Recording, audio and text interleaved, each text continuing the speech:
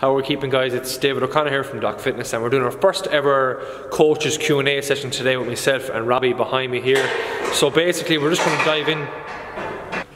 We're just going to dive into 3 questions that we get a lot, and ones that we've actually got over the past week as well, and just answer them here. We might turn this into a weekly thing and see how we get on with it, because we find that these are questions that pop up now and now again, and even though we might be answering them specifically to that one person at that point in time, whether it's an email or one of our members in the gym, it's no harm to get these out there as well, to kind of put any like myths to rest or make you see things in the bigger picture and just move forward with things like. So let's get started.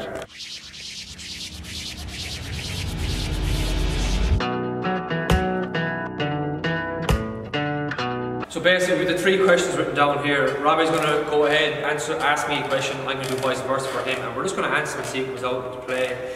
So yeah, Robbie, shoot with the first one. So the first one is pineapple a better substitute for other foods for fat loss? Is pineapple better, is it? Yeah. Is pineapple a better substitute for other foods for fat loss?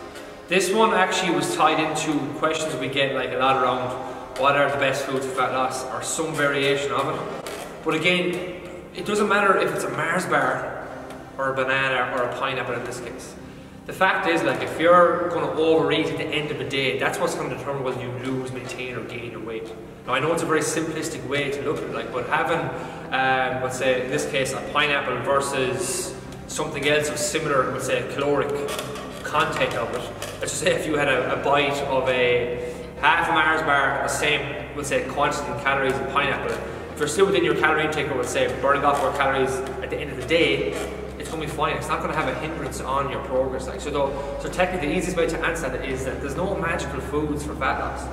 Like, the determining factor at the end of the day will be the total calories you eat, and at the end of the week the total calories you've ate at the end of the week as well. And that's what's going to determine after 7 days whether you're up weight, down weight, or in between.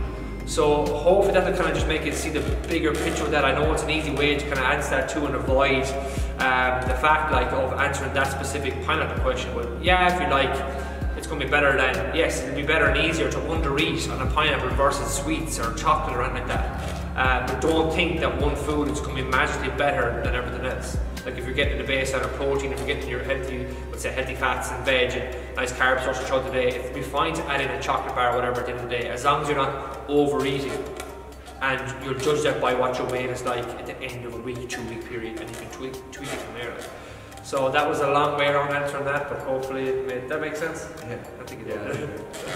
Just about it. Number 2. So I've been doing 5K's over the winter, and after going back hurling train the last day, how am I so gassed after doing sprint work? Well, I suppose it kind of, you have to tie it into, if you look at it, 5K is kind of a slow, steady pace throughout, whereas then all of a sudden, if that's kind of what we've been doing all along, you just have to take into account that all of a sudden we go from this slow, steady pace to probably maybe 3/4 close to full pace that we haven't been doing since probably the last game that we played on the field, or maybe it'll be the last championship game we've played. So it's going to be a long period in between, whereas you look at, if we're kind of doing a slow, steady pace all the way through, then it comes to all of a sudden we move from, say, maybe we're probably doing maybe half pace for our 5K because it's continuous running, then all of a sudden we go and we use a different system where we need to go again and we need to up it to maybe 3/4 or close to full pace. It's a totally different system where we haven't probably trained that actually since the last game.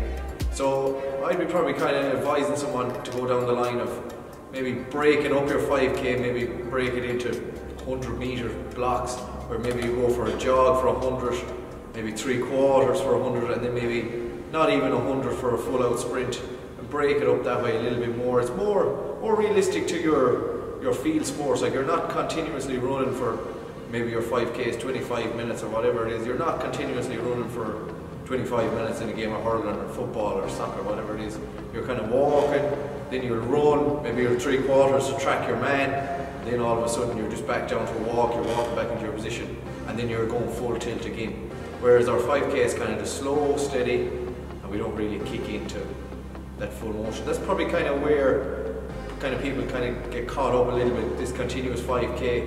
Just look at your game, how you play your game. Are you continuously jogging at a slow, steady pace? I don't think anyone is.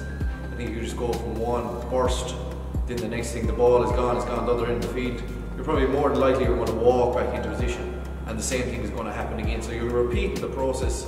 I think the day of I don't think people are starting to go a little bit away from the 5Ks. I think, especially for sport, 5Ks are grand for fat loss and that kind of stuff, but 5K for your field sport, I just don't think it'll work. Kind of more tempo running, kind of your 3/4, your full pace, then kind of back for a little bit of recovery and kind of go again. That would be the way I go about it. Not to get too technical with it either, like you're basically working two different energy systems, as Robbie already said it. You're working your aerobic system predominantly with the 5K, and you're working anaerobic, a mix of aerobic and anaerobic when you're on an actual running field again when you're doing sprints, let's say lower pace work or whatever. But that probably answers that. You're using two different energy systems, that's why you're gassed.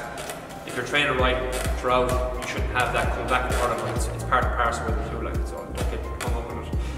For people that want to get extra work outside the gym for toning up and fat loss, 5Ks can be great if you're running right, and as well if you're someone who runs regularly, marathon runners, blah blah, that's kind of more suited to them. Yeah, I suppose it's down the line of what your actual goal is. If 5K a marathon, 5Ks are kind of grand, but if you're focusing on field sports, probably breaking it up is a little bit better than the continuous running, I think.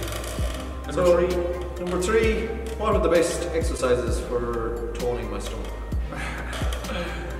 Probably, yeah, this is up there with the second highest question we get in terms of the best foods for fat loss as well. Whether it's toning stomach, toning arms, or building or toning your legs, it's coming back to the same principles. Look, the easiest way to put this is that you're carrying too much body fat. When you lose body fat, you will tone up. That's what losing body fat is all about. So no matter how many crunches you do, no matter how many planks you do, side planks, fancy ab workouts you find on Instagram, it's not going to matter a hair in the world if you're not dropping body fat along the way. You're not going to take off the body fat to reveal that tone. And sorry for this chair because it keeps fucking creaking.